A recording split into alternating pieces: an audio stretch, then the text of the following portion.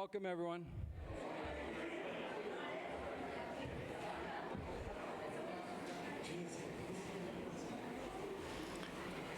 Well, it wouldn't be a Dallison affair without a little, hoopla at the end here. We almost didn't have Ken with us this afternoon. We all were out of the house and realized that he was still in it. So thankfully he's here with us now. We were just playing some Miles Davis. It meant a lot to my dad, very inspirational music for him in his early days. Had a lot to do where he went in his journey. I got up this morning and, it was early, and I don't know why I woke up early, but I did. And I went and sat in his studio as the sun rose, and I put on flamenco sketches through my headphones. And I was surrounded by piles of his incomplete art and faint smell of wallpaper glue that held his paintings together, and I felt his presence.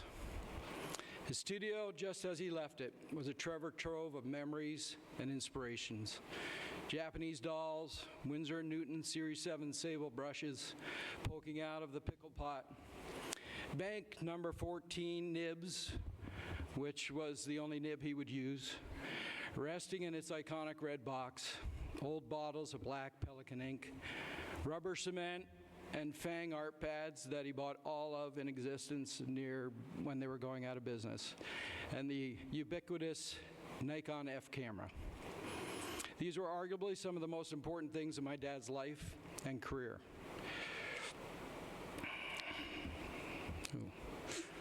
65 years ago, these same sounds of Miles Davis, which we just listened to, opened the creative juices for a young man from Hounslow, allowing him to find his unique voice, the shaky line with loose composition, which got him fired, but ultimately made him famous. Sorting through Dad's work with the family, we realized the sheer quantity of images he had created. And as artists, we were truly inspired by the consistency of the great work. Because as artists ourselves, normally you make some dogs, as we call them. Ones that never get out, ones that slide behind, or you work on for a few years trying to make them better. We didn't find many of those. And a lot of his work was in the moment, on the spot, drawing life models. Easy to get wrong. But he had a sheer talent at getting it right. As artists, the awards and accolades and prosperity soon followed, allowing him to reach the top of the illustration field around the world. My father had to find in his life men around him, since his father, an alcoholic, absentee dad, hadn't offered him much guidance. His uncle, Milky Bill, offered intellectual stimulation and a love of books. Dr. Mann, a world-famous tea botanist he worked with when he was evacuated during the war, offered him the realization that he could rise above his means.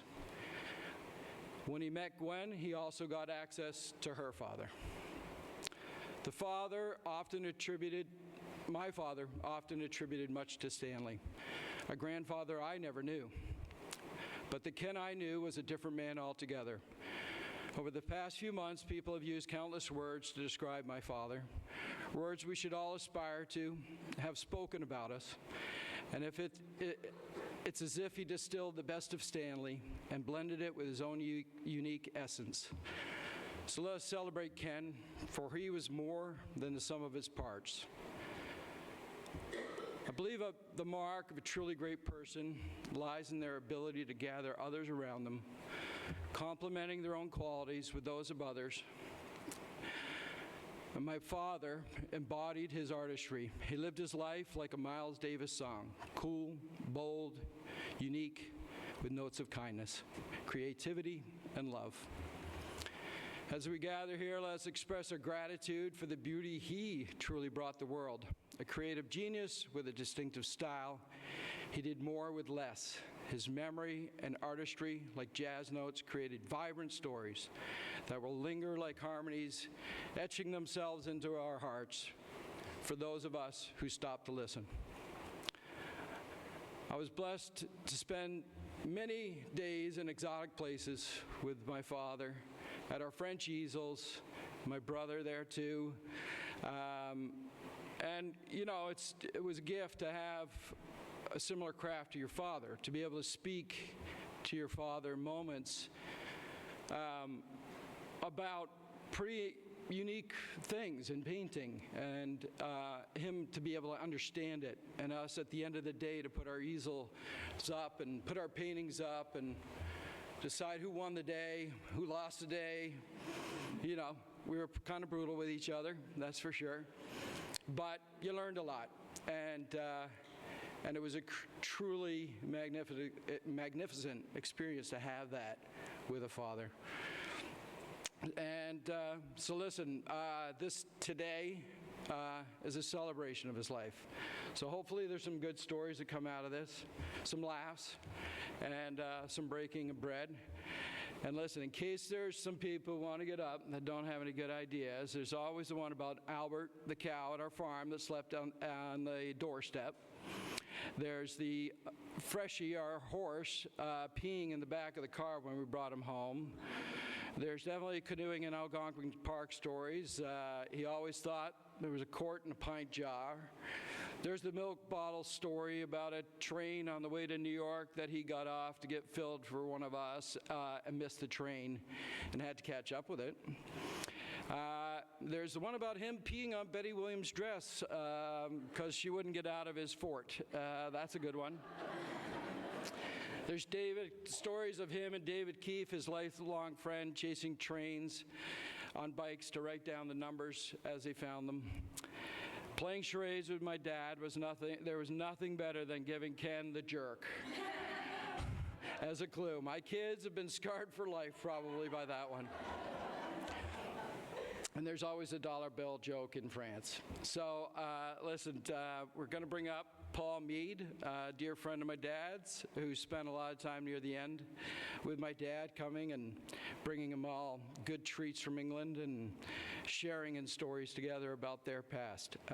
Come on up, Paul.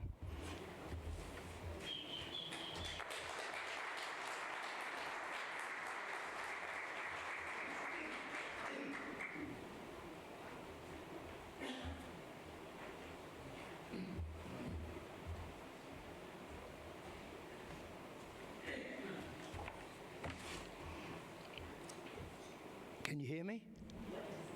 Oh, that's too bad. You know, today we're here to celebrate Ken's life, and we're going to hear some amazing things. I thought what I'd like to do is share some conversations I had with Ken over the last few years to give some context to what Ken achieved, if that's okay. If it isn't, I'm still doing it. Excuse me. We're talking about Ken's successes today, but what you need to know is what he had to manage when he started his career in London. Because in England at that time, there was a thing called the class system. And if you went to the right school with the right accent, you could do this. If you didn't, you just go over there and sweep the streets, basically. And Ken told me that he had this urge to be an artist, and he went to someone, I think either in the school or a friend, and said, I want to be an artist. And they said, well, no, you can't be an artist. You're from over here, basically. Well, he proved them wrong. He did it. He did it through hard work. He did it through sheer determination, and most of all, just brilliant talent. And this is where it really all started, when he beat the system that was designed to hold him back. He and I would chat about London. We're both Cockney boys, kids, 6, 7, 8, 10 years old. And we talked about what we loved. And one of the things we both loved was the English double-decker bus, the big red buses, because it was the only way we could get around. But what I should tell you is we never had any money. So you get on the bus, it would go a little while, and they'd ask you for your fare. We didn't have it, so we jump off. And you get the next one, and you would sort of hitchhike your way around. And Ken did the same thing. But when we talked about the double-decker bus, I told him that my father drove a double-decker bus. And Ken was so intrigued by that. Fast forward a couple of months to my birthday, he gave me the most amazing gift, and I brought it to show you.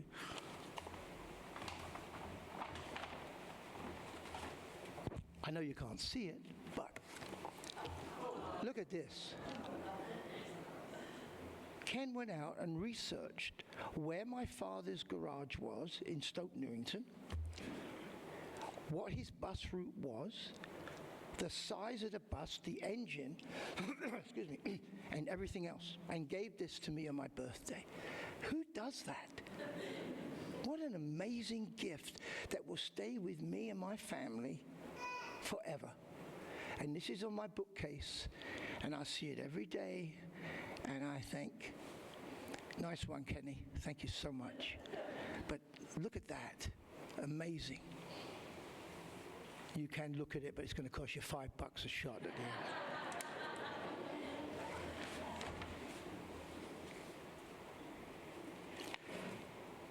Ken and I also found out we were both in the advertising business. And it's a small world. Kenny worked for an agency in Canada called Ronald Reynolds. I worked for an American agency called something else. And in 1993, I decided we need to buy an agency, so we bought Ronald Reynolds. And it wasn't until after the fact that I found out that that's where Ken used to work. And when I told Ken that, because he'd retired, he looked at me and he said, "Does that mean I'll be working for you?" Yes. But I want to just share with you two examples of his work in the ad business. He told me the story of when he was hired by the National Geographic magazine. Now think about that. Probably one of the most well-known publications in the world. I think they're in 20 countries around the world. Asked Ken to do a particular shoot. And it was in Cape Canaveral, the space shuttle. And this is Kenny telling me this. And he said Ken went down, and the first thing he saw was Secret Service everywhere, armed Marines, guns, and spaceship. And the Secret Service came to Kenny and said, "Look, you have to go do your work up here, I get it, but whatever you take up to that spaceship, you bring down, because we're very concerned about spies." So they thought Kenny may have been a spy. This is Kenny telling me this, okay? So Kenny goes up, comes down. Guess what? He doesn't bring everything back. There's something missing, a roll of film. And Kenny said, the Secret Service guy, I'm in a church, I can't say it, was very upset with Ken. And Ken said, "I thought I was going to get arrested." They went back up, they found the missing film, happy ending. But who gets that opportunity to work for the National Geographic on an American space program? Think about that. Kenny. Go to the other end of the spectrum. I was with him recently, so to speak, and he went upstairs and got a newspaper. It was about 1965, and in it was an ad for the Hudson Bay Company for a man's trench coat. And there's this beautifully drawn figure of a man in a trench coat with a hat, like a Humphrey Bogart look of the 60s or 70s, whatever it may have been. Kenny drew that. It wasn't a computer that did it. He drew it by hand, and he was so proud to show it off. And it was wonderful to see that this was the old craftsman, so to speak. And I'll never forget that ad. And that's why today his work is renowned everywhere. So let's talk about now Kenny, the athlete, the tennis player. Now, we played doubles men's night for years. And the first time I started playing with Kenny I noticed that when we were serving, most people, when you're at the net, will stand away from the net. Kenny would stand right up to the net with his racket up to protect himself like this. I said, Ken, you're going to get your head taken off. Nope, I'm all right. Okay, move back. Nope, I'm all right. And Kenny was okay. He played that way forever. Excuse me. But it was fun just to see him committed to that. Recently, at some point, I took Kenny into Oakville for lunch. And he really didn't want to go to lunch. I found out it was a trap because he took me to a junk shop where they, okay, old dresses and lots of old record albums, boxes. And this place is pretty rough. And Kenny, he saw the records, jazz. I got to look at the long. And he was going through, got one here, Acapulco. We had to be in there an hour and a half. It was dreadful. Really was dreadful. And he got, I think, 5 LPs, and he was happy as could be. He just loved going through that store. It was magic. I could talk about Ken for a long time, but I also think we need to step back a moment. And I think we need to have a big thank you to Gwen, who looked after our friend 24 hours a day through the most difficult of times. I know I went around there. And God bless Gwen. She was on the go 24 hours a day, every day, and you could see it. The pillow, get Ken's pillow right, the sheets, something to eat, What dedication. We all owe you a huge thank you for taking care of our friend.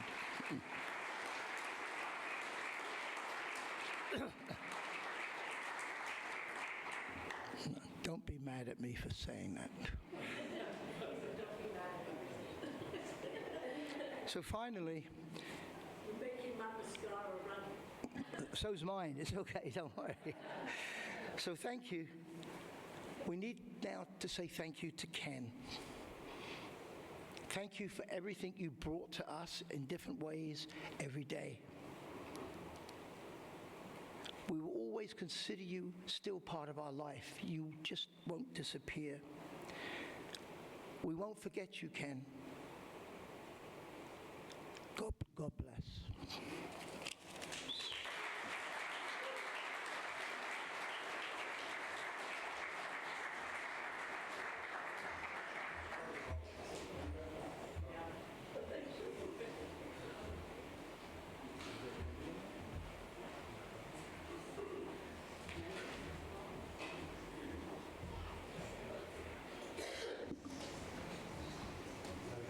That's perfect.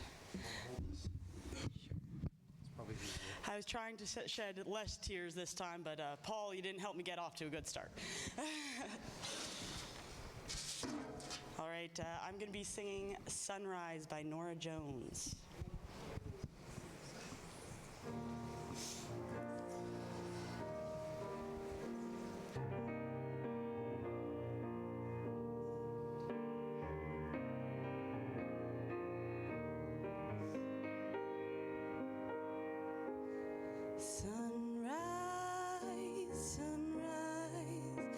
Like morning in your eyes, but the clock's held 9:15 for hours. Sunrise, sunrise, couldn't tempt us if it tried, 'cause the afternoon's already come and gone. And I said, ooh,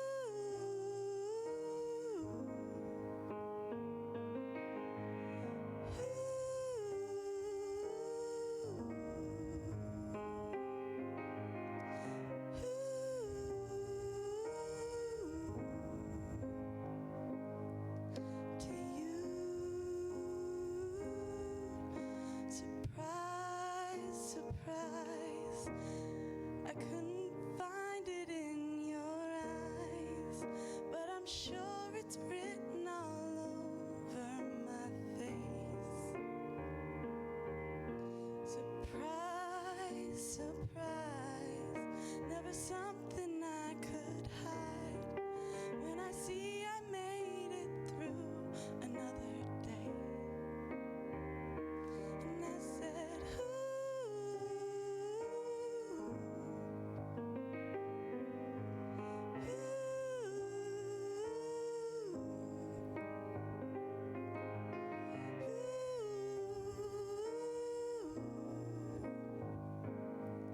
to you.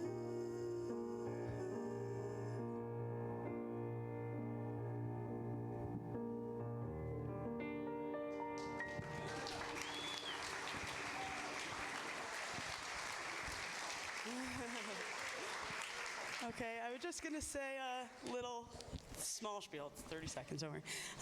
But for any of you that knew my grandfather, the reason I kind of chose the song is that his presence was as warm as the summer's dawn. And as the light embraces you in the summer's morning, and you're filled with all the confidence and love that nothing can stop you in that day. And that is exactly how he made you feel. So thank you all for listening.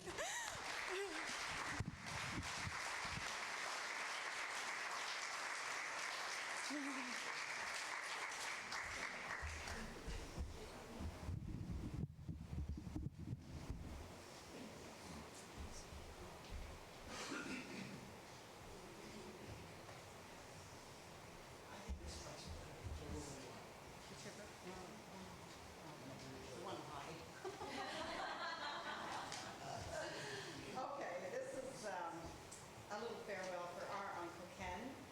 On behalf of the Yeah, okay, can you hear me now? Yeah, okay. So on behalf of the Exton clan, we would like to offer our condolences to the Dallison gang and a thank you for the love and support we have all shared over the many years together. Firstly, we want to thank, I have to say this, to Doreen, for our mom, for introducing Ken to her sister Gwen after they met him at a jazz club in London. Good matchmaking, Mom. Yeah. When reminiscing about Uncle Ken, there are repeated attributes that come to mind. He loved his jazz, had respect for musicians and their talents, offering encouragement to anybody that played an instrument. He was there, or singing, or hence the musical stream that goes through this family. When we met, there was always an energetic greeting. He seemed to know everybody's name, and that's a gift as well. He knew everybody, and he always remembered us and greeted us as if we were very special, and that was so important. He was a natural conversationalist. He took an interest in all our lives, whatever we were doing in our lives. He seemed to remember, and he used to come and talk about it, and he made you feel important, like he was really that guy, right? So positive. His camera was always hanging around his neck, especially in the early days, and we are grateful because we have our family history recorded through his lenses. So talented, from arts to darts, photography to music, gardening, and his love for flowers. He had a basket full of hobbies. Ken appreciated a good sense of humor, and with that came his unique laugh and his huge smile. He had a great giggle. He was always up for a game of cards, horseshoes, bocce ball, any game for that matter, and he appreciated most sports. He could chat about racing, rowing, rugby, football, tennis, although I don't recall him doing any yoga with us. His beautiful penmanship and collages he created for family gatherings, whether it be an anniversary or birthday, always unique and his own definite style of putting them together. Again, so kind and so thoughtful. Going back to our childhood, we all remember water skiing behind his Boston Whaler, campfire songs, and oh, the smell of his leather in the Jag. And then there was the trains he collected scattered all around the house, and they always seemed so heavy to me when I was a child. There were games, dogs, children, chickens, horses, and chaos. But our family chaos was precious. I think most of us thrive on it now, and it makes us the family that we are. And just talking to Bradley about the chaos of where everybody's sleeping over these past few nights, blow up beds and mattresses and couches. It's all there, and it's all what makes us who we are. Ken's love for his family was well known. The Stan and Marjorie love story, what it meant to be a family, the Collinsons, the Extons, the Dallisons, and the Richardsons. Often when he got going on a roll about this story, some of us would roll our eyes, but secretly enjoyed hearing the reaffirmation. And he made sure that all the new members of the family got to hear the story. It was so important to him. We are missing him already, and we are so grateful that he was such a big part of our family. Love you, Ken.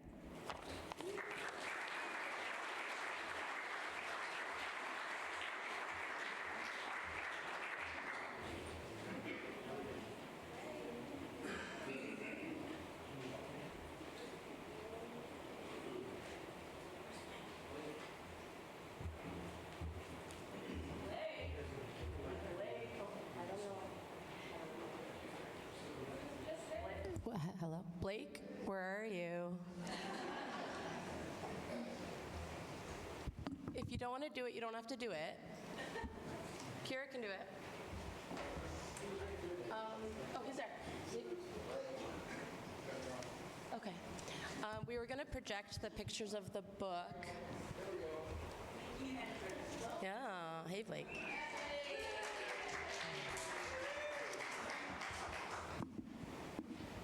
Are you able to zoom in this location, or do we have to go to the other location? Dawn, are you able to zoom in here? Oh, there we go. Okay, I'm just going to lower this for you. What do you think? Is that cool? Uh-huh. Okay. Do you want to? He's going first.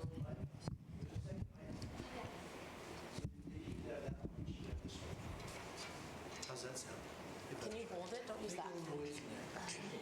See if it's on. Hello. Can you turn this one on, Don? He will. Make a little more noise. Kira can hold it for you. Hello. There you go.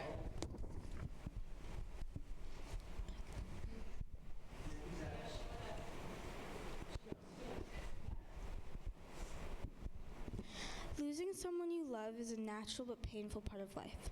Whether you're an elephant, a dog, a chimpanzee, a whale, or a human, Alaska Goodbye is a celebration of the ways in which people and many animals are there for one another in times when they are needed the most.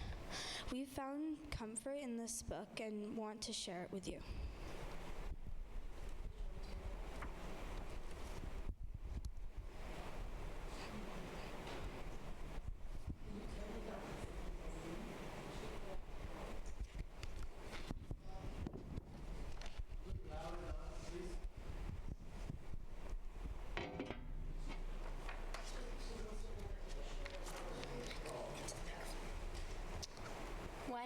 When it comes time to say our last goodbye, I will wrap my trunk around you and support you with my tusks.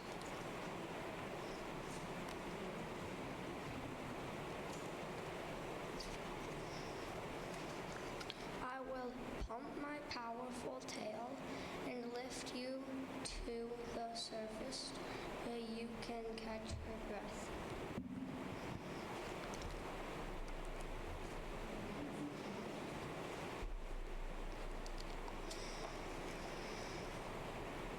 I will tuck soft bedding behind your back and carefully tend to your hair. When it comes time to say our last goodbye, I will not want to leave you. I will hold your hand. I will gently hug and help you.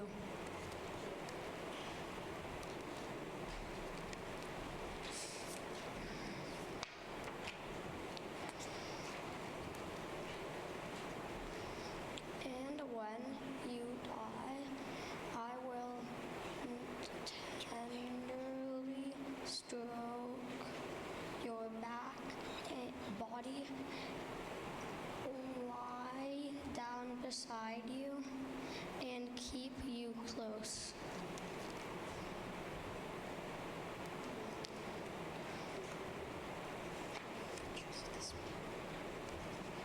I will cry out in sorrow. Hold you tight or watch in quiet sadness.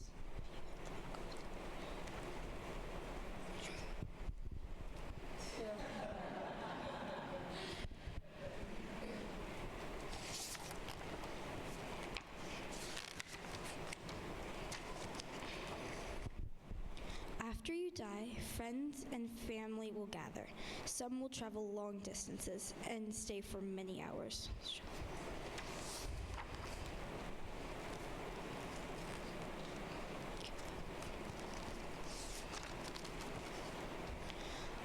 Others will place wreaths or drape you in a blanket of forest green.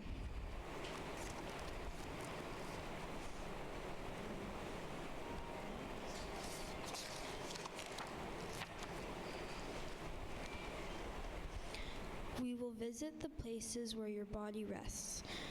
What gifts will it share as it settles into the earth?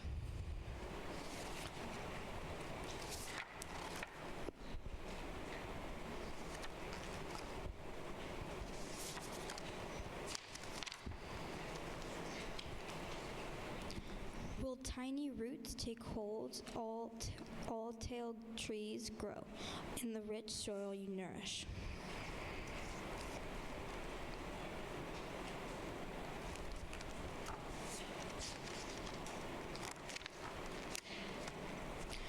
Will new undersea communities flourish on the nutrients found in your skeleton?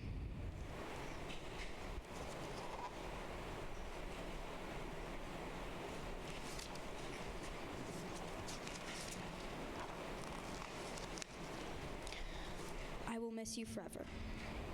Yet, one day soon, I will think of you and feel joy. I will remember you in the places you love to nap. And sometimes I will be sad and wish I could play with you.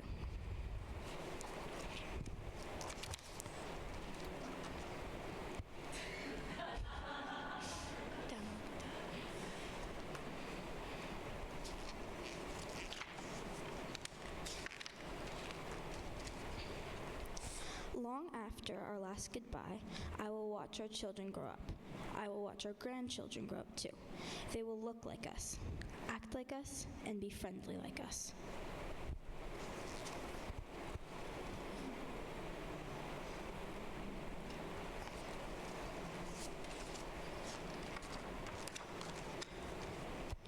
You, me, all of us, every species on Earth, our lives plant a long line of love in this wild, thriving planet.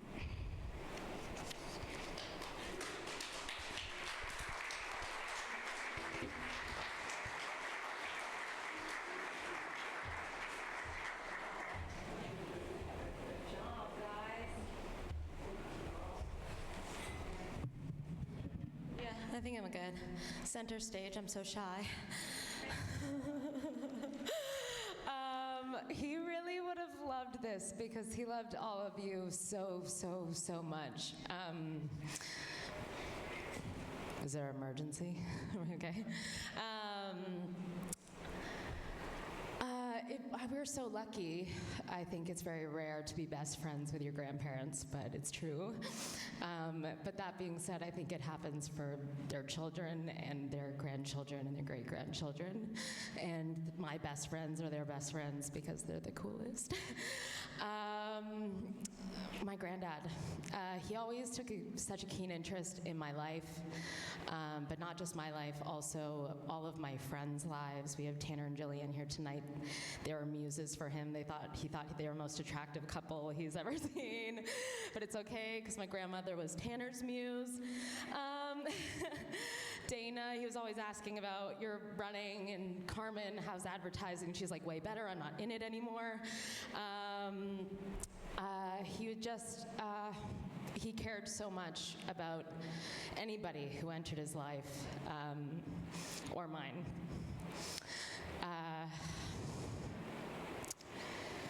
So one of my first memories with my granddad is, well, my first love was figure skating, and we would go skating in a rink in our backyard. And my granddad would wear these fabulous black skates and look like a 1940s movie star with his vest and the scarf and the hat.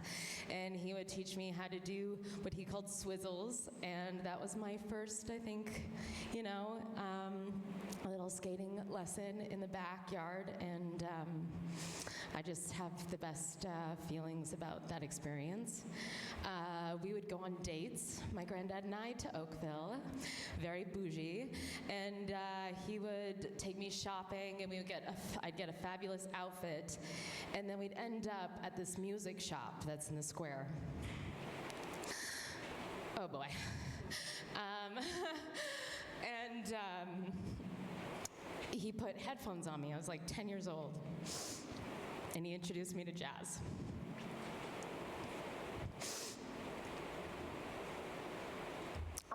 The voices of Errol Gardner, Miles Davis, Boston Deary, Kurt Elling, and they have had such an impact on me in my life. And there's just such an improvisational way that jazz works that you see in my granddad's art and the way that he approached life. He has such an eye and appreciation for beautiful things, as you can see in my grandmother. That's really a love story for the ages. What's been very comforting to me in the past few months is that if he was to walk into the room right now, I would know exactly how that would make me feel. And I think all of us collectively know that feeling, and I think that is an absolute gift. So now, in tears, there's one last memory. He had picked me up from skating, and we went to get fast food, probably Arby's. Disgusting. And we were in the parking lot, and we were about to leave, and a song came on, and he just parked the car, and we just sat and listened to that song. So my sister and I are going to attempt to sing it. We haven't really rehearsed, so bear with us. There's another mic there. Just give me testing. Okay. Oh. La la la la la la la la. Okay. It's called Someone to Watch Over Me.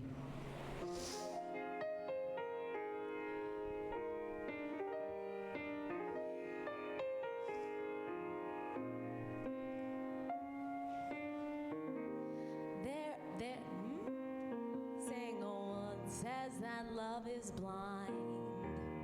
Still we're often told, seek and ye shall find.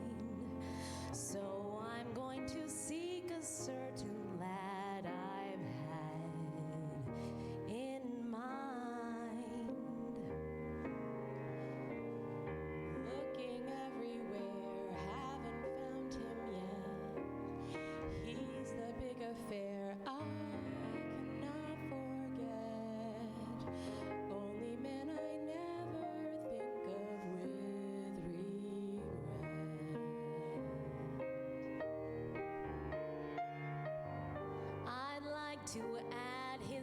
initials to my monogram. Tell me, where is the shepherd for this lost lamb? There's a somebody I'm longing to see. I hope that he turns out to be someone who'll watch over me.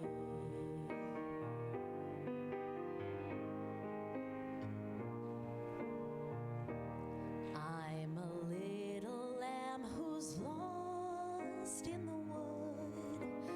I know I could always be good to one who'll watch over me.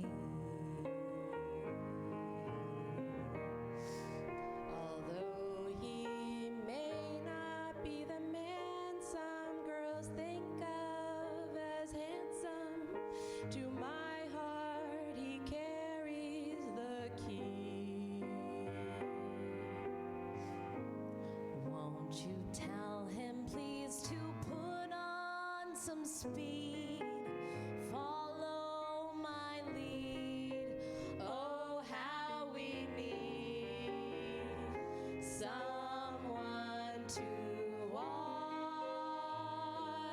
over us.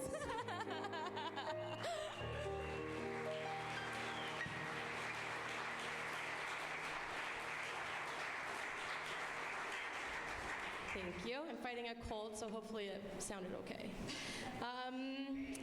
Thanks. My granddad was the coolest cat I knew. We got the cat's meow down there. He was such a kind and gentle, loving thrifter and grandfather. And he was the ultimate bucket filler. So if you're not familiar with the term bucket filling, the idea is that everyone goes around with an invisible bucket, and every nice thing that someone says to you or does for you, holding a door, giving you a cuddle, fills up your bucket. And every time I left my granddad, I always had a bucket that was full. He always remembered a conversation you had the last time you talked to him, as Paul mentioned before with the bus. And he would talk to my kids and remember the last thing that they had talked about, even on his last night. He was asking about Kira's race the next day and how he really wanted to be there. And he was always encouraging music and sports and art. He never really talked about academics so well, so I also believe he could read a room.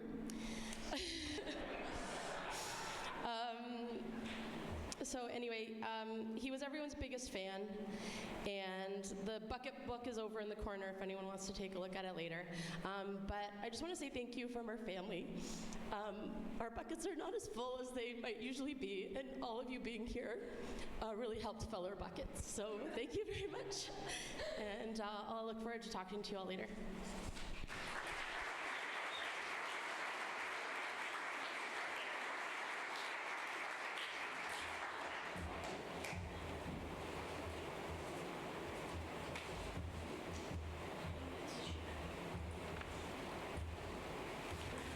Jim Robinson.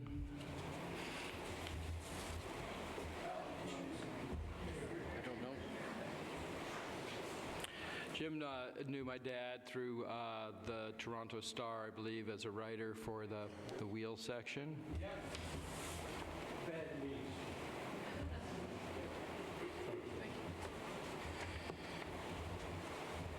Yeah, I was 57 years in newspapers. Last 25 was automotive, road tests, race, etc., etc. Ken once said to me, "It's easy. Use your eye and follow with your hand." It's easy. Like every school kid, on my textbooks, I drew cars. Every guy did it.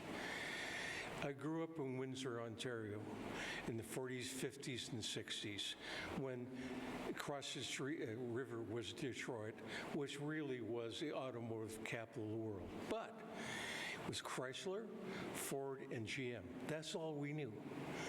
One day, I was coming across from Detroit at the Windsor Tunnels, 1961. I'll never forget it. On the newsstand was a magazine called Road and Track. On the front cover was Tony Burks in the BRM, followed by Von Tripp's Ginther in the Ferrari, the hairpin gas armor in Monaco. I said, what is this? I had no idea. From that Road and Track, Car and Driver, I started seeing these illustrations. Ken Dallison. Oh boy, I wanted to do that, but I couldn't do it. Then one day, I was talking to Ron's fellows down to Indy. He said, you should do a story on my neighbor. Who's your neighbor? Ken Dallison. I said, no, come on. The Ken Dallison? Yeah. And it was. So I would say it was Mississauga, Truscott Drive, Truscott or Mathis, Truscott. And so I went over, a regular guy. It was a great interview. And over the years, we became very good friends. And we would talk about the people he knew, I knew, like David D. Davis and Car and Driver, John Lamb, Road and Track, Tom Bryant, all those guys. And those guys knew I knew Ken. They always asked me about him. But back in my mind, I'm saying, how does he do it? How does he do it? So one day at your kitchen table, I said, explain to me. I can't do this. It's easy, he said. He took a napkin and a pencil and started tracing. I didn't think anything of it. A week later, he calls me up. He says, come on over for lunch. I come over for lunch. He gave me this, which I treasure to this day.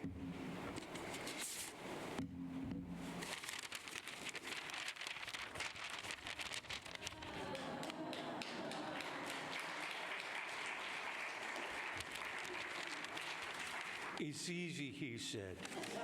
Yeah. He was a great friend. He was a genius. I remember Herbie Hancock. I interviewed Herbie Hancock, of all people. I talked to him, what is genius? And he says, you can't explain it. They just do it.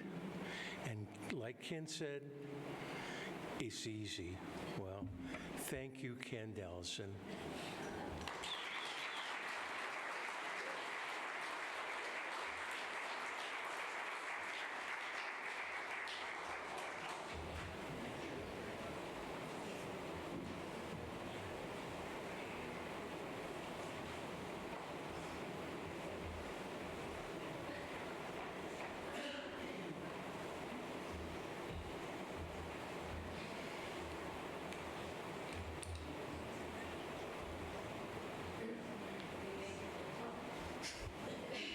Thanks, Jackie.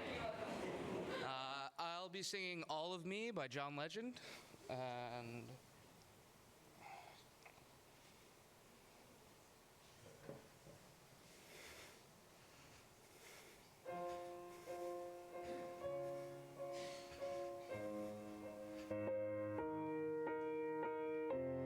what would I do without your smart mouth? Drawing me in and you're kicking me out. You got my head spinning, no kidding. I can't pin you down. What's going on in that beautiful mind? I'm on your magical mystery ride, and I'm so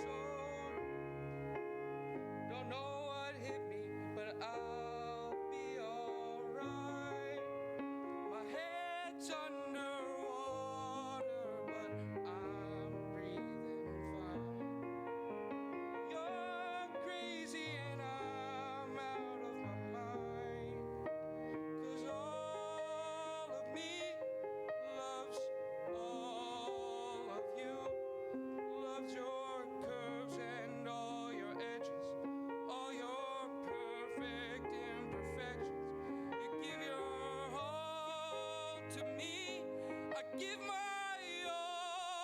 to you. You're my end and my beginning. Even when I lose, I'm winning. 'Cause I give you all of me. And you give me all of you.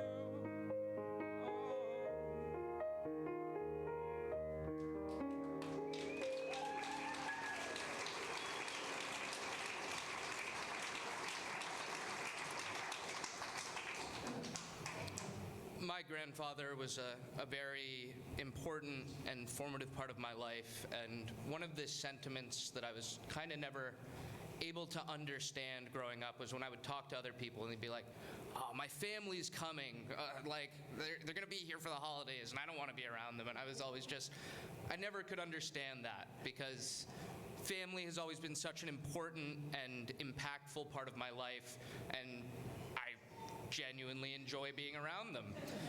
They might piss you off every once in a while, and that can be true, of course, but they're just so important to me, and I know that they were so important to my grandfather, and it was just such a big part of his life to make sure that everybody got along and that we had a big, happy family that actually genuinely wanted to see each other when the holidays rolled around. And that will stay with me for the rest of my life.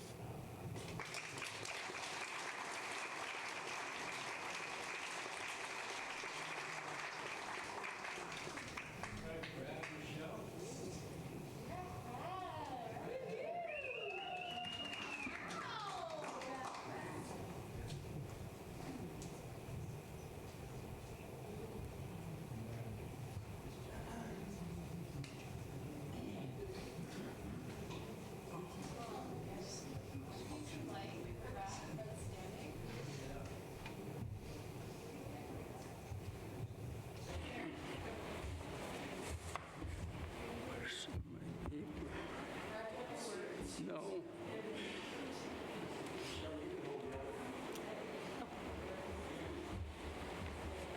Maybe you start, Michelle. Yeah, you start. Get both of them here if you want, and then he can just get close to that. So maybe start. Hello? Yep, We got it. You want me to start, Brad? I don't know if I'm going to do any better. Firstly, whenever our family is together, as you can see, there was always lots of singing at our house. Every Christmas, Thanksgiving, we saw my brothers usually twice a year, for the most part. And we'd all have these wonderful dinners. Everybody cooked and pitched in. And then my dad would start playing the piano, and David would start playing guitar. And all the family would start singing. And then dancing. And that was part of our life. And some of my fondest memories of just me dancing with my dad in the living room, singing up a storm. And it was just such special memories. Yeah. As you know, my father grew up with very little money, but he had the most wonderful mother that they raised chickens and grew gardens, the vegetables to survive on. And that passion for gardening stayed with him forever, and he brought it to me. And many times we'd go, the springtime, we'd go to the garden centers and we'd pick out the beautiful flowers or pick out the vegetables to plant, and it was a fond memory of me to spend with him. And the one thing that I admire so much is that his father was not in his life. He was mostly at the pub. And when he had wonderful uncles to guide him, and then when he met my mom and her father and their family, he said, that's what I want. That is what I want for my life. And he changed what he didn't have and made it his and made it ours. And I'm so grateful for that. And I had a friend, one of my good friends, Diane, is here. And we were talking when he passed away. And she said, you know, Michelle, when I met your family, she lived in our backed onto our yard. And they had 13 children. And so lots of the kids were raising the other kids. And then she came into our home and she said, Michelle, I came into your home and I saw a loving relationship. And your family took me everywhere with them. She said, they took me on our trips and they took me when you went skating and you took me when we went wherever, whatever we did. She said, that changed my life. And that's what I wanted for my life. And she has a wonderful relationship with her husband and wonderful family. And those are the things that mean so much to me. And I'm just blessed to have a father like that in my life and a family now that we all love being together. And that is the most important thing. And I hope that we can carry that on for my children and grandchildren to come. Do you want me to hold it or you want Yeah, no, I'll use this one. My dad was a good guy who played golf and badminton with me. We traveled a lot to very fun places. I miss my dad a lot.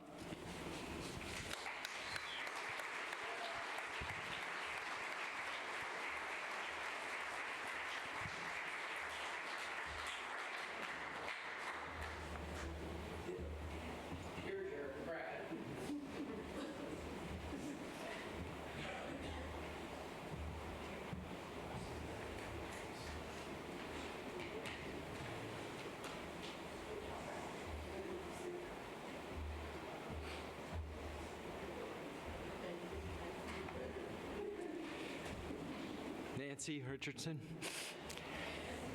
and Keith.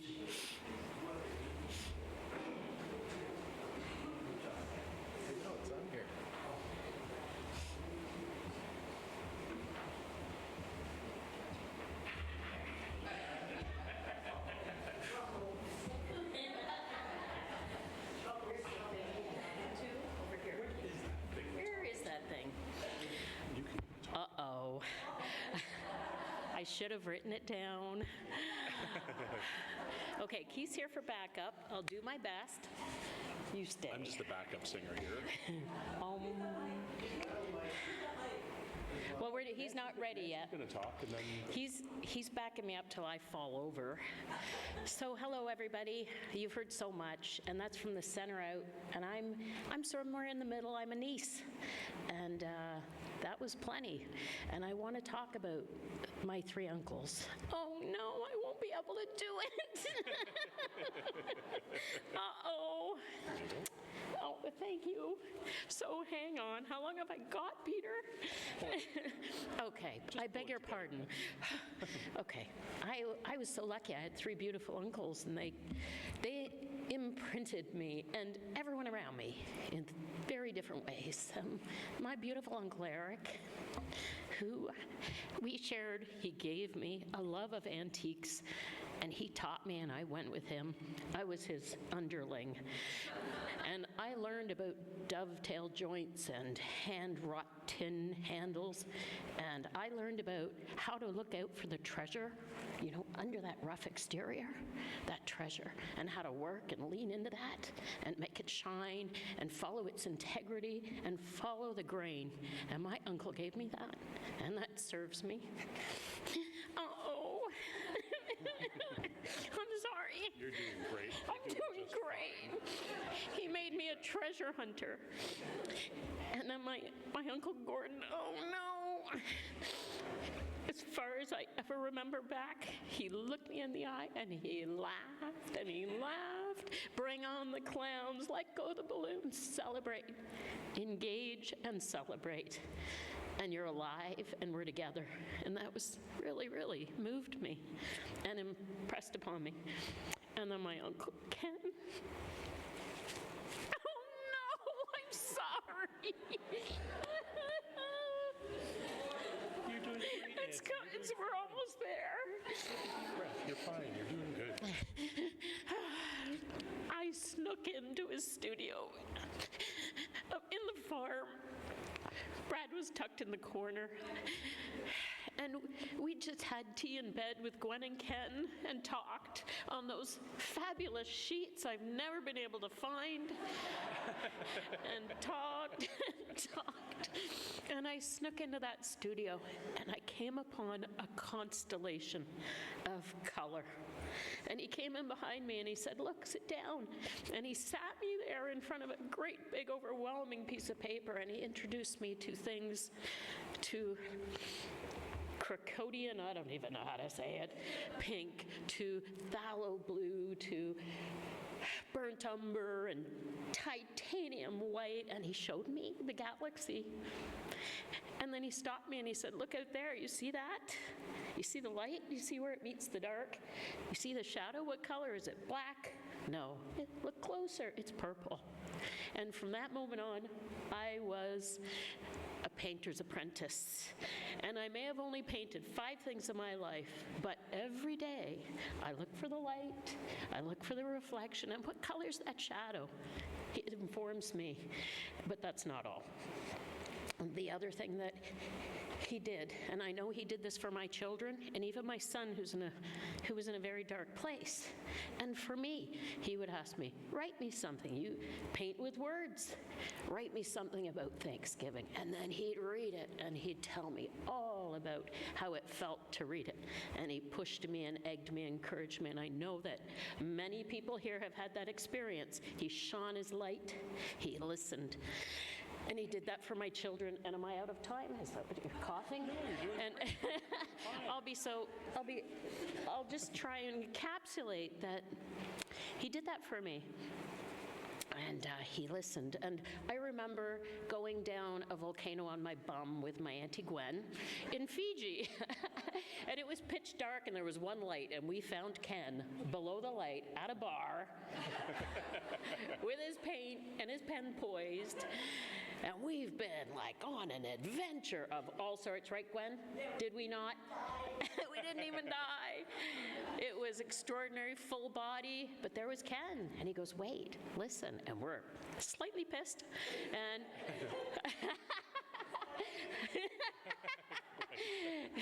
wait, look. Oh, there's a warrior in the corner. We're in Fiji. Look at the colors. Stop. Take it in. Look at the colors. Look at the light. Hear the music. Jazz. Yeah, stop. Listen. Right? And that's what he did. And he did that for me in my life, and hopefully I've done that for my kids in their life. And here's what he's done for my kids and for me, even for my kids. My daughter's a singer. He listened. He stopped. And I know this applies to everybody. He made us all feel like, oh boy, it's a bit of a secret, but I'm his favorite. I'm his favorite. And even my kids, not his grandchildren, no, even further afield, his niece's kids. He reached out to my son who had very dark days, and he every week sent me a list, shared a list of jazz musicians that he should listen to and why. And that was a light, let me tell you, in the dark. He lifted up my daughter who was studying art, and he took time, and he looked at her script, and he looked at her colors, and he gave her feedback. And her room to this day is plastered with posters that he signed for her. He gave us that. He said, "Stop, look, listen." And for a quiet man, he made a hell of an impact.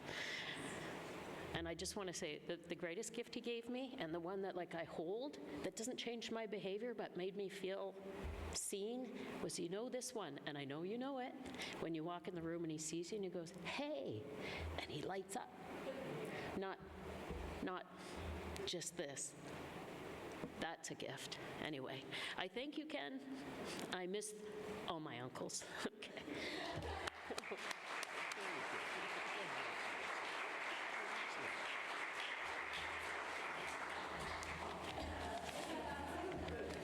Nice.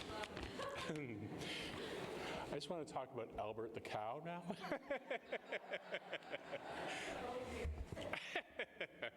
That was very nice. I'm Keith Richardson. I'm Gwen and Ken's nephew. That was my sister. Ditto. But I did want to share a couple of thoughts of growing up around Ken. I was thinking of family get-togethers, and there was always sports. There was soccer and baseball and kickball and volleyball. And for any of you who aren't part of the Collinson clan,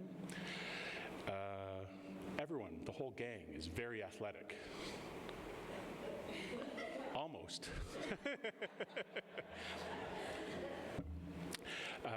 You could pick up a ball and throw it into this room. 90% of the people here would catch it, balance it on their nose, flip it over their head, and kick it into the net or the basket or the goal. And then there was a couple of us who may be a little bit more awkward, maybe more with the library books. And I like to think of us as the brains in the organization. But nonetheless, Ken would encourage us to come and play all the games, have all the fun, and so did Eric and Gordon. They usually invited us to be on the other team.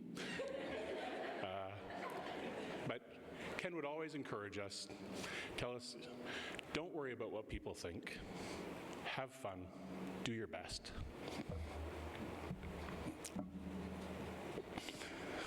And no crying. Anyway, that was an important lesson in my life. When the Dallisons moved to the farm outside of Peterborough, we went to visit, and they had a calf. And for a kid from Scarborough to go and see a pet cow who went in the house and was house trained, almost, and who liked it when you scratched him here, it's like mind-blowing. And I remember going back maybe the next summer or the one after that, and Albert was still there, but he was on the table. And I was like 12, so like killing things was fine. It was aces, but mostly it had been ants with a magnifying glass before that, so I was like, this is interesting. That was good. And then one winter, Ken stopped at our house. He was driving a Toyota Land Cruiser that he was doing a magazine piece for, and he asked if I wanted to go up to the farm, and I said, sure. So I jumped in. I couldn't wait to go and hang out with my cousins. And I remember that week or so, we went to livestock auctions. Like we go to like the stock barns, and Ken would take pictures of all the animals and talk to all the farmers about their animals, and he talked about Charolais cattle a lot. I don't know, does anyone else remember this? So Ken knew an awful lot about Charolais cattle. They're like from a region of France near Germany, and they had like this distinctive shaggy blonde coat. The bulls and the cows all had horns, and the bulls grew to be like 1,000 to 1,650 pounds in weight. These are like premium beef cattle. They're like the master race of cows. So I just want to go back and say that poor Albert, the friendly, trusting, loyal pet cow, was a Hereford.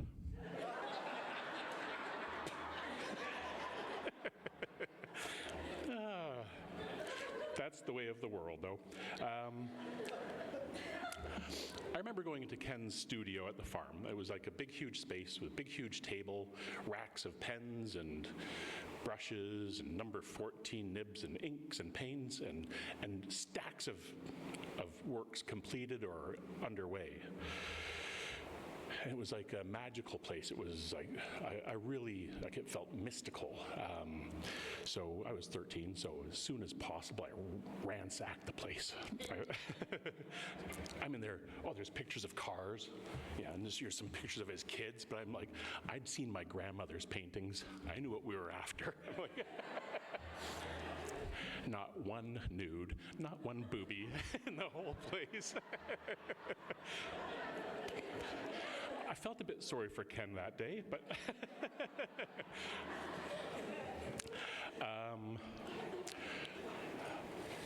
I do have actually just two more little things to say. I remember driving in that Toyota Land Cruiser up to the farm in the wintertime. It was a big snowstorm and we were having a good time.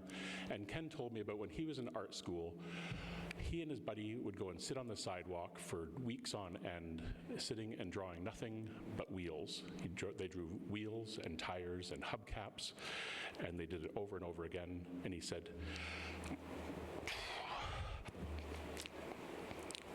if you want to be good at something, you have to practice, practice, practice. And really those two lessons, practice, practice, practice, and don't worry what people think. Do your best and have a good time. That's actually 5 lessons. Really have been formative throughout my life, and I would recommend them to all of you. And then just one other thought that I had when we were driving up the driveway in here is that coming to see a celebration of life for someone who, it seemed to me, spent 90 years celebrating life is a treat. So thank you all.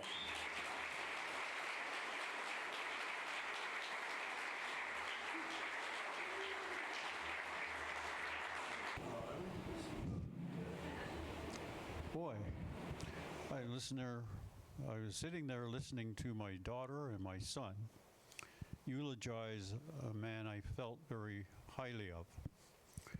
And I'm wondering in my little moment of doubt whether they will ever be able to say the same things about me. I come to you today in fairly simple terms. I don't have accompaniment. I don't have an orchestra. I just have a song that was composed and written and performed in Canada. And boy, I'm nervous as hell. What's going on here? I'm among friends, I think. So I'll just relax and I'll sing my song. When the waves roll on over the waters and the oceans cry, we turn to our sons and daughters to explain our lives. How could a child tell you why?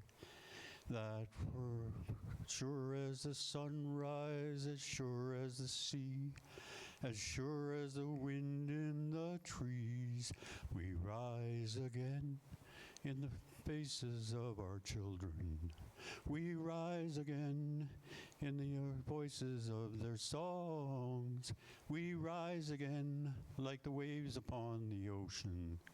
And then we rise again. And when life goes dark in the forms of creation, and amid a stormy sky, we turn to reincarnation to explain our lives, as if a child could tell you why. That as sure as the sunrise, as sure as the sea, as sure as the wind in the trees, we rise again in the faces of our children. We rise again in the voices of their song. We rise again like the waves upon the ocean. And then we rise again. You got to give me E for effort. One thing I'd like to say just before I leave is my familiarity with Ken and with Eric Exton made us form a trio. And frequently we would get together, the 3 families, all in one place. And they always needed a 10-acre farm to do it because there were so many of us. I didn't have a family until I married Helen. And the family I had was Exton, Richardson, Dallison. And I was enriched by that friendship. And I had the same kind of passions that Ken had. I had a passion for automobiles. I just loved cars. And there was a time in the 70s and 80s when Ken and I both owned MG TDs. And we went to gathering of the faithful, as MG owners call it, to compare cars. But the other thing I noticed and always felt about Ken was the first impressions are always the ones that stick with you. And my first impression of his work was when I opened a magazine, Road and Track, and there was a open-wheel race car. I think it was a Lancia. And it was so real, you could almost smell the castrol that they use to lubricate the car. He was just a perfectionist when it came to rendering his artistic impression of whatever he saw. And he saw it in farmhouses in Vietnam, and he saw it in people sitting on a bench in a park, and he saw it in automobiles, which was the part that interested me, and I loved his music. And I'm not going to say I'm going to miss him, because I haven't really admitted that he's gone. Thank you.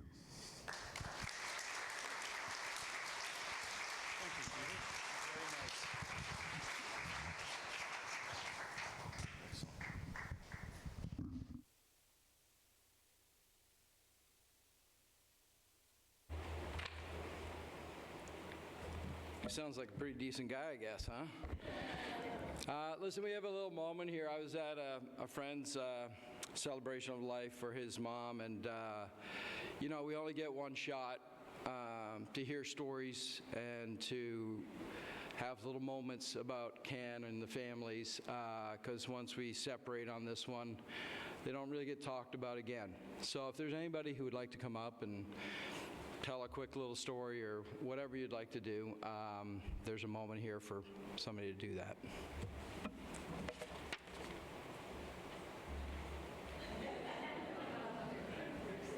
I was told. I always do as I'm told. So I'm the son-in-law, and when I married Michelle, I married into the family as well. And Ken, for me, is one of the top two most influential men in my life. Number one's my dad. Two, of course, is Ken. And Ken had this fictional character he talked about, Stanley, all the time. Okay, and this fictional character was like the perfect family, father, person that Ken tried to copy. It's who he sort of patterned himself after. Well, Stanley lives through Ken because he did it, but he passed it on to everybody else, including me. So, Stanley, you did a good job. Ken was a genius, but not just a genius at art, and everybody probably doesn't realize just how smart that guy was. He could talk to you about anything. He would listen to talk radio when he was, Peter Zosky was one of his favorites, and he could talk to you about any subject in the world. And you could talk to him about this or talk to him about that, and he would remember facts. He would have everything on the tip of his fingertips. It was an amazing individual. I played a lot of sports with him. We did a lot of family stuff together. I'm not going to go into that. I'd like to make a little bit of an announcement. Ken liked beer. What's that beer you got back there that he drank at the end? Speckled Hen. All right, what's back there? There's a reason. I understand. That's not one of my favorites. I'm sort of inclined to Scotch, but so that's announcement number one. Announcement number two is, and I'll go back to what I said before, he had an insatiable desire to learn, not only to learn about things happening in the world, but also to learn from everybody around them and what was going on in their lives. He was totally involved with every person he met. And the blessing we have, all of us, because all of us in some way are touched by Ken Dallison. In some way, he has had a positive influence on each and every one of us. I've never, and I can't say this about, certainly not about myself, but I don't know anybody in the world that I've never heard anyone say a negative thing about at some point in time. And Ken is that person. There's nothing negative you could ever think to say about that man. Now, I just want to say one other thing, and it's important, I think, for myself and for the family, is that Ken has left a gaping hole. There is a huge hole in our life. But that hole is filled. It's filled with memories. It's filled with inspiration. It's filled with everything that he exemplified in life. So in fact, yes, he's not here, but his influence goes on and on forever and will influence each and every one of us, I hope, in some way. One little story I have to tell, you'll see a painting there. It's a Nat Cole painting, and I'm a Nat Cole nut. Ken did a painting, a beautiful Nat Cole painting, and he's heading down to Chicago. And David was doing an art show and said, "Hey, Dad, do you want to join the art show?" So I had this beautiful painting he gifted to me. It was right above the piano. He comes over and he says, "Do you mind if I take it to the art show?" What could I say? That was like my favorite painting, but what really could I say? He drew it and gave it to me. So, sure, take it. So then I get a call from Chicago. I'd like to sell the painting.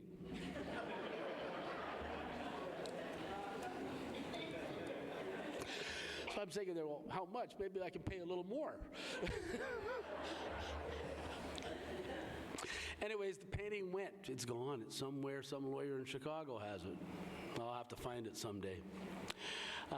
He comes home. What does he do? Paints me another one. And that's the one that's right there. And I believe, and I'm the luckiest guy in the world, it is, I think, the last painting that Ken ever did. Thank you.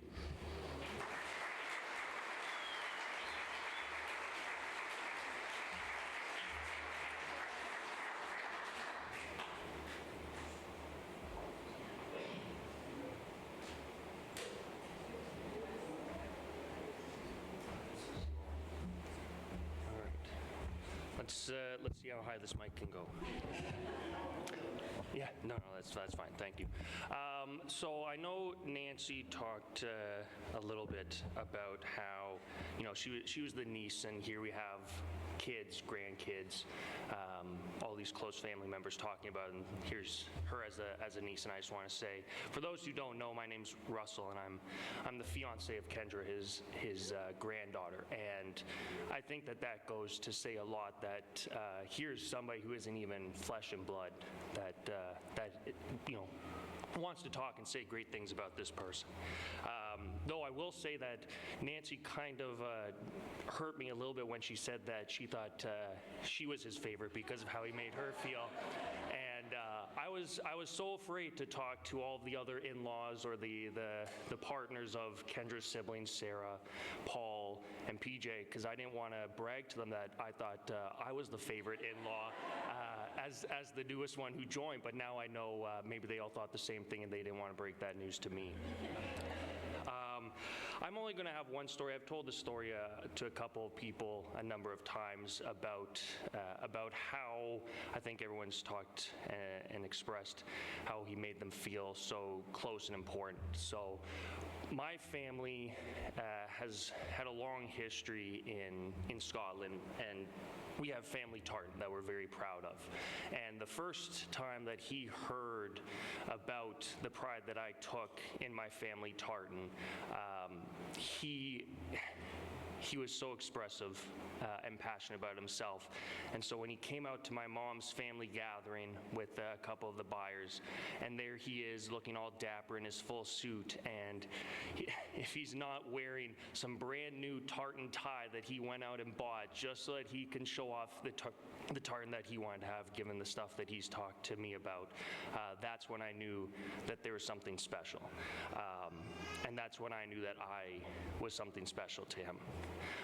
And so I will just say, most people won't know this, but when I met Kendra, and then when I met Ken Dallison, it was shortly after I lost my dad's parents, both my grandparents.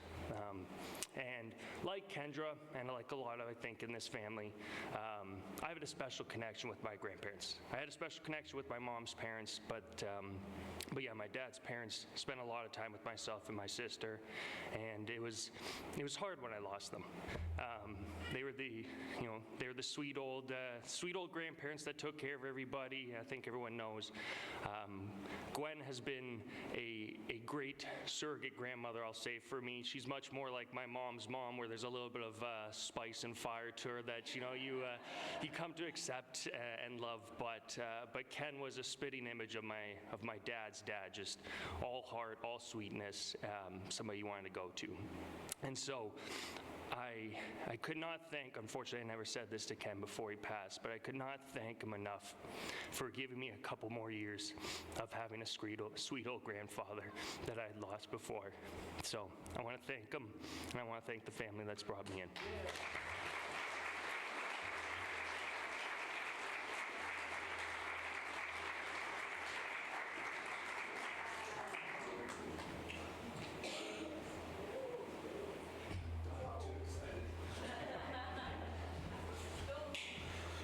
Right, I'm afraid I'm going to be a little bit more scripted, so as long as my phone opens up, I'm aware. My name is Bill Fife. I met the Dallisons a long time ago, it seems, when I was just my early teens. Met David and Peter and Bradley on the school bus, which seemed to be a long, long time ago. But I then got introduced to the rest of the family gradually, and I'm sort of going to talk about sort of the time when Ken and Gwen were at the farm, and that's when I sort of had the most influence from, see, it's not even mine. There we go, sorry. So the connection for me, I came from a farming family a couple miles away from where Ken and Gwen had bought the farm.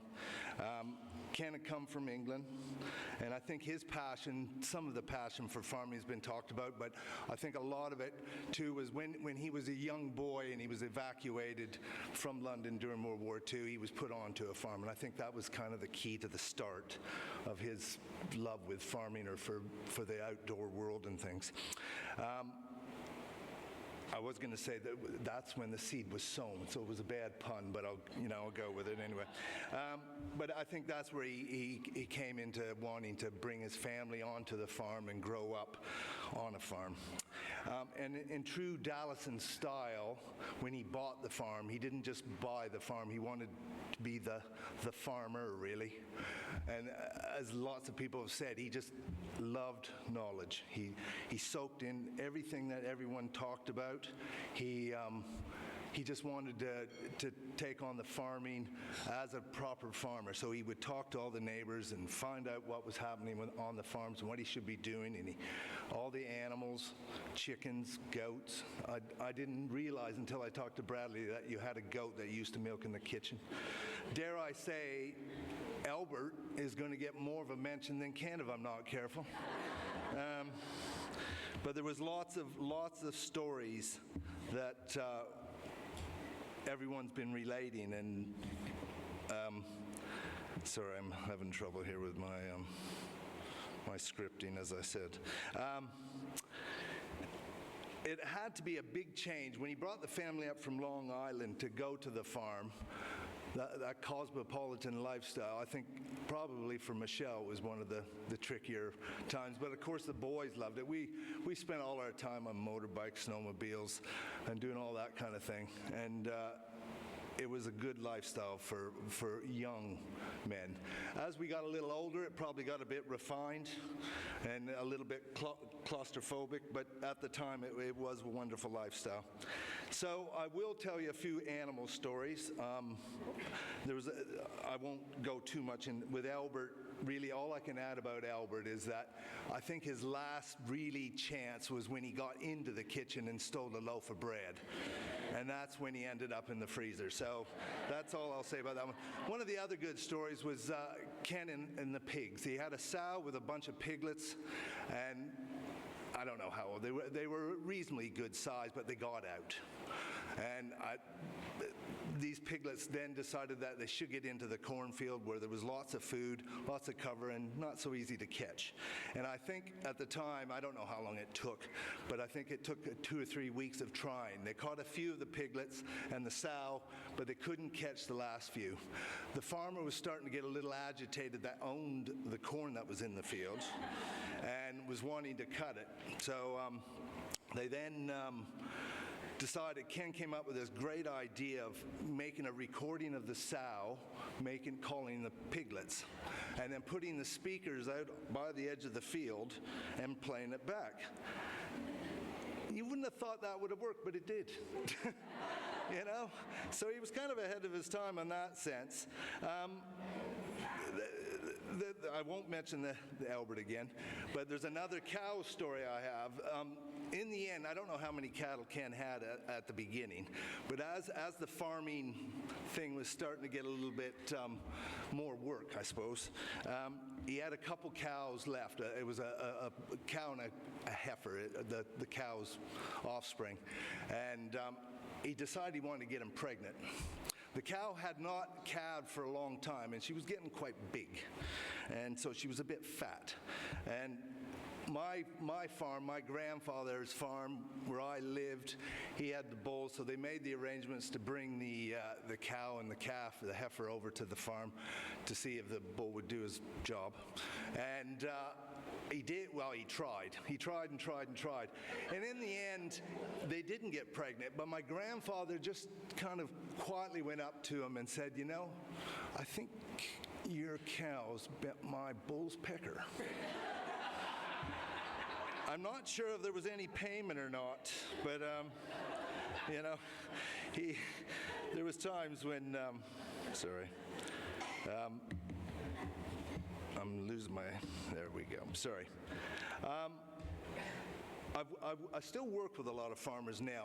I've been involved with farming all my life. I moved to England 40 years ago on an exchange and ended up managing farms. And over those years, we've had Bradley come and stay with us. My wife always had loads and loads of visitors. And my visitors weren't that many, but Bradley probably was the longest visitor. I think he stayed with us for about 1.5 years. So I'm glad that my in-laws didn't stay that long. You know, with all these farmers, farmers tend to look over the fence and see what the other farmers are doing. So at the time, the farmers next to you guys, I think, must have been quite puzzled on what exactly some of the things you were doing, really. Ken was ahead of his time, of course, with wanting to grow all the veg and everything in the garden and so forth. So there's lots of people that would envy that lifestyle now, and it's kind of gone in a full circle. But he was doing that 40 years ago, so it was wonderful. Yeah, there's so many memories with Ken, and obviously everyone here has got their own, but there's a lot of similarities there too, isn't there? One thing that Gwen had mentioned at one stage, and I'm not quite sure if it was a positive tone or not, that Ken loved stuff. And I'm putting stuff as the quote. And Ken had maybe a different vision on stuff, and Gwen's probably was a different version. But I do remember Ken going to the auction, local farm auctions, and buying lots of stuff, including beams and windows and old machinery and all sorts. And yeah. And Ken probably, someone said about Ken seeing the treasure in everything, and probably some of those were treasure, and a lot of stuff was used, but there was probably a lot left in that barn in the end too, back on the farm. As a kid and now an adult, I have spent a lot of time with the Dallisons, not quite so much because I've been living in England, but you know, all those experiences with Ken and the family have changed my outlook, my view on the world, I suppose. And you go from a kid that I was just a farming kid, really, and from that stage. You know, Paul had mentioned about the National Geographic and the Ken doing the space shuttle thing. Ken had a tile from the space shuttle. So for me to hold that, it's pretty incredible, really. So things like that, it kind of blows your mind, really, that he was able to give you and just show you things like that and spend time with young people. He loved it. He was like a sponge. I'm kind of sort of saying the same thing over again, but he was like a sponge. He just wanted to soak up everything, all the things he could talk about and pass on. He loved doing that. And the other connection, I suppose, with me was England. Gwen and Ken sort of moved away from England, and then I moved there. I think sometimes Ken probably wondered why I moved to England. We all sort of, you know, he saw opportunities here. I didn't expect to stay in England for 40 years, but it's just the way it happened. But with Ken, he never criticized. He always just helped or just pushed you on. He always was there to give you a good, happy chat about anything and everything. So that's another thing. Games. I'm going to just say games, but everyone here, I'm sure, that knew the Dallisons and Ken at one point or another has played a game, whether it be a board game, card game, sports, any sports you can think of. It was always going on. There was always a bit of friendly competition. And I do remember, Keith, now, when you said you couldn't, you know, you were reading the books, I remember now. But the term friendly wasn't always quite friendly. There's a few broken bones involved with different things, but it still instilled a lot of, you just always had fun. You never went to the Dallisons thinking, what are we going to do? You know, it was just always things, and really always wanted to stay the night and stay up and play cards and do all things. And unfortunately, alcohol was consumed during those times, but that's why I just, you know, have to carry on with the tradition, really.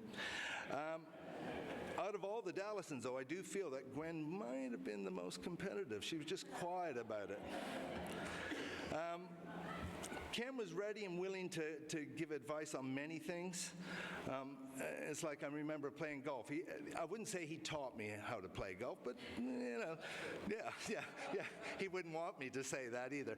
But, you know, you'd be standing there and he'd tell you, no, just move your feet that way and just this and, you know, do this and do that. And sometimes he'd give you the advice even when you didn't really want it, or after he had done the shot, really, and gone into the bushes, which happened mostly.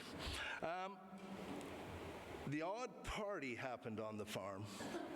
And, of course, Ken and Gwen were very gracious hosts. They didn't always know they were the gracious hosts because they weren't always there. But I'll let Peter and David and Michelle talk about that one. But the annual summer party kind of sticks out. I don't know how often you did. I was lucky to go a couple times, 2 or 3 times. And, you know, it was such good fun. All the cousins there. You had 2-3 days. You had the DJ going. You had all sorts of games going on.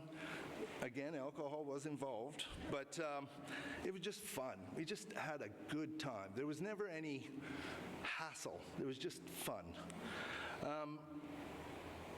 He was a wonderful and inspirational man, and I am kind of repeating, but he was just a wonderful man. I'm going to say a little poem that reminds me of Ken. It's a small one. Robert Burns, Epitaph on a Friend. An honest man here lie at rest, the friend of man, the friend of truth, the friend of age, and God of youth. Few hearts like his will virtue warmed, few heads with knowledge so informed. If there's another world, he lives in bliss. If there is none, he made the best of this. Thanks for the memories, Ken.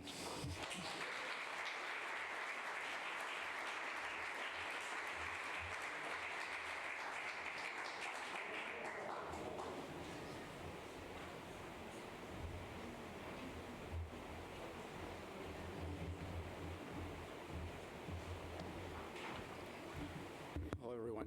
Good. My name is Emery Barnes. I passed touch point with Ken and Gwen years ago. Pete and Nancy lived across the street from me, my family. Kids grew up together. It's been 25 plus years. And I would go by the Dallisons, and Gwen and Ken would be there. And he got to know me. He got to know my girls, and we would trade stories. And at one point, I realized that Ken loved jazz, and my dad loved jazz. And I'm not even sure how many times they met and talked about it. I think at least once. But it was one of those moments where jazz became an evolving world for them. And he grew up around the same period, knew the musicians, the clubs. So it was a great thing to hear them talk about it, and just the fact that they were able to meet and share just a small bit of time. Now, I would say that, my father died years ago, but as has been said, seeing Ken and seeing Gwen, and they always wanted to know what I was doing, how I felt, how my girls were, constantly. That light was always there, and they were always at a point where no matter how long we hadn't seen each other, they were interested in what I was doing and just gave me, in my opinion, support I needed at any given time. It made me feel great. So I would go to Pete and say, when are they coming back? Tell me when they're coming back. I'm going to be there. Even for a couple hours, just let me know. So I think that all these words embody Ken, embody Gwen, and I'm just thankful that I'm here. I got a chance to tell a little bit about my path crossing with Ken, and I think he's a great guy, and that imprint is on me for the rest of my life, and I can't thank Ken and Gwen enough.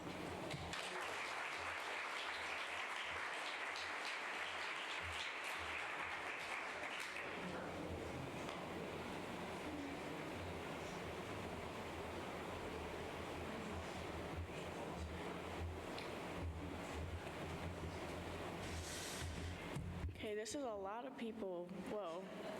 Hunter's just for support. If you can't tell, I'm very into makeup and hair. And my granddad always told me the story about when he was in the Army, and there was always just one guy cutting everyone's hair, and the line would be so long that they would miss dinner because they were waiting for a haircut. So my granddad would sit in a tub and have people sit on the edge and take scissors and a comb and trim away at everyone's hair. And he always said this specific thing. He's like, it's magical. You hold the comb, you brush up, and you keep the scissors with it. And he always, I have that story, committed to memory. And because he loved everything. He loved talking about what he did in his life, and he loved having a special connection with everyone. And I still think about Ken and Gwen's love story of him meeting her for the first time. He was always like, when I saw her across the bar, arrow struck my heart with love. And it was just, and every time he would tell it the exact same, so you knew it was true. And he just loved everyone for who they were, and no matter what, he always saw the good in people, even if they were a little mean. But he truly just loved everyone, and he really loved that I was doing what I loved, and he always wanted to connect with me that way. So that's my little story.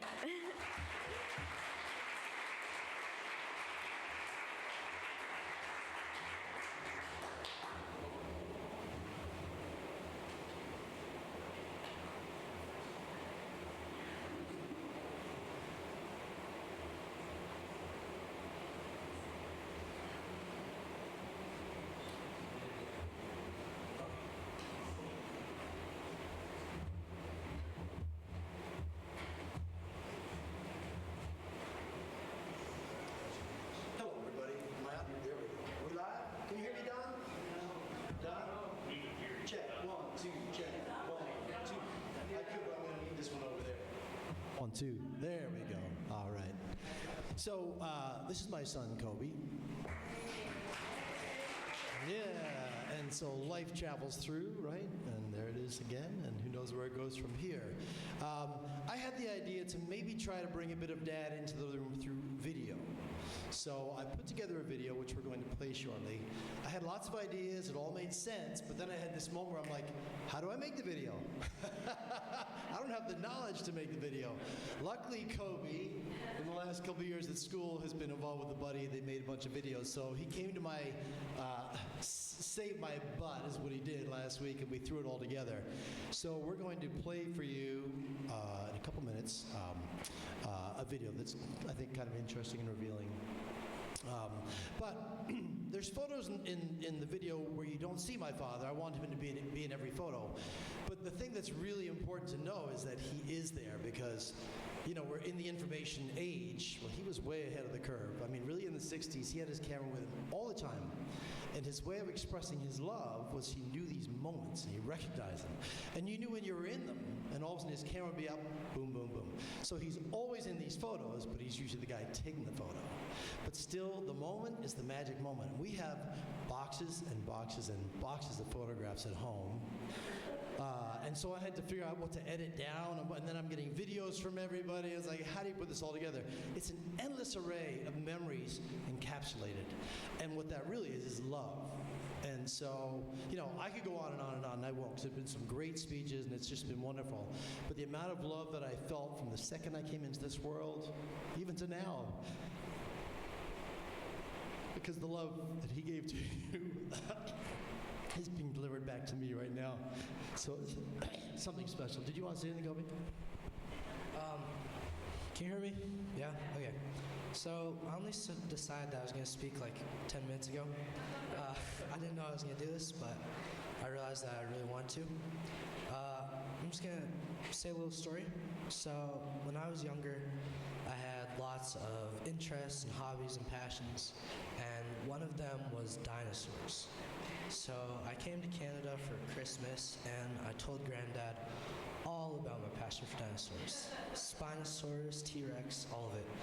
And we go back to Chicago, and about a month later, my mom says that there's an envelope for me.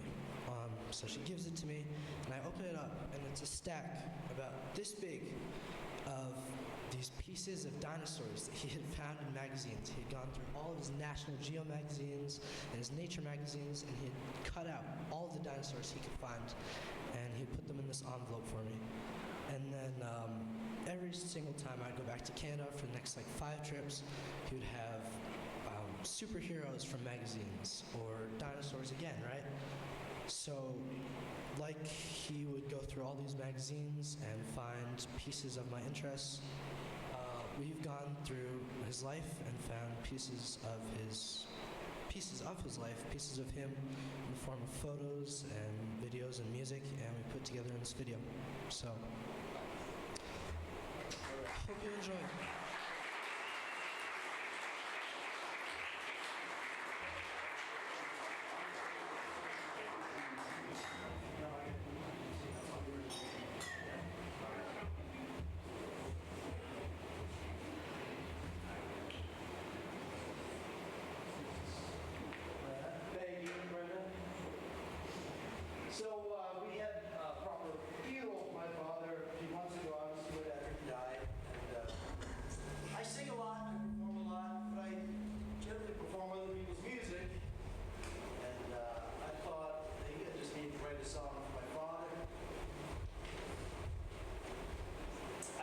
it since then because it's not an easy song to sing. I don't mean that it's hard to sing, it's just hard to sing. So anyway, I'm going to give this a whirl, and if you'll bear with me, it's a little song for Dad.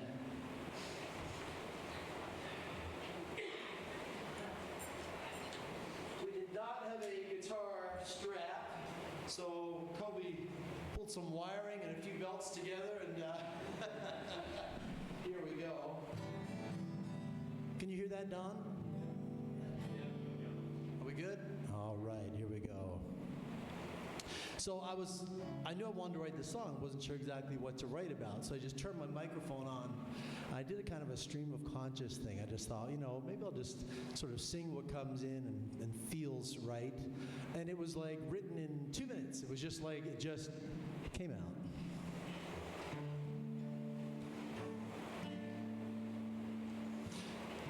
Thought I'd said enough. Tried to close the door, sorry, and then it wouldn't be so rough.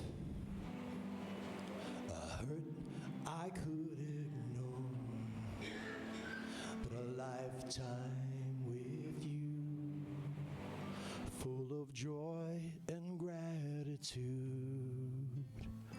can be easily contained. Like a heavy pouring rain, coming down, falling down.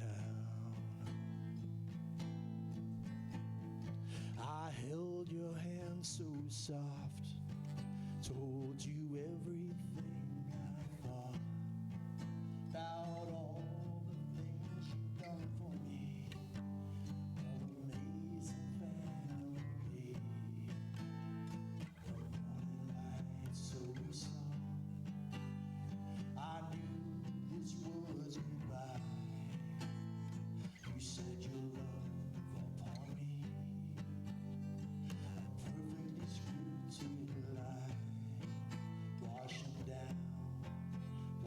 down over me. So with music, I will try to open up the sky, invite your spirit in, be surrounded by your love again. Take all you've given me, readjust the recipe, shower the ones I know with your magic and your glow. Flowing out over me.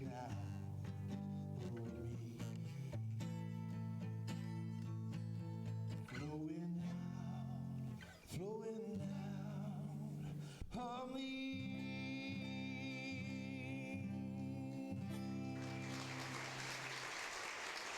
Thank you, and thank you, Dad, wherever you are. Right there, everywhere. All right.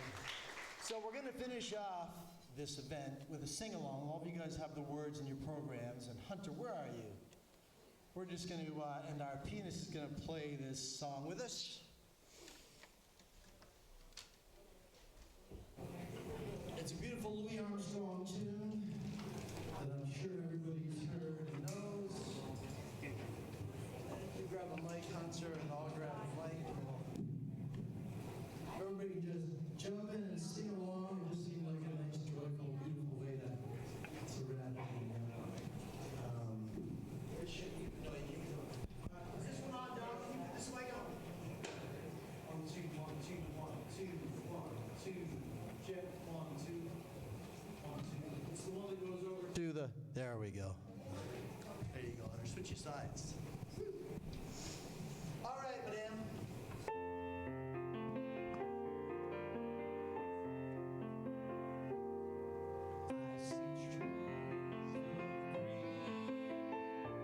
Red roses too, I see them bloom and I think to myself, what a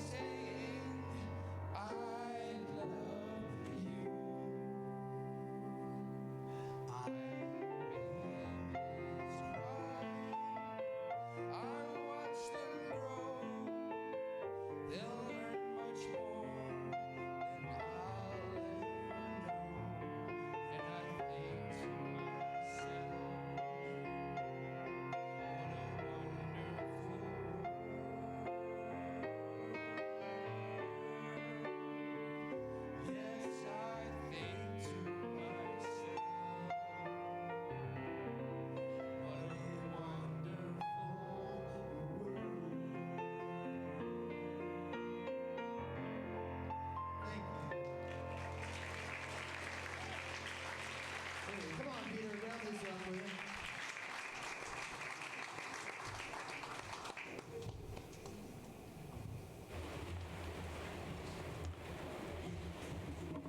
I'm selling a pair of glasses.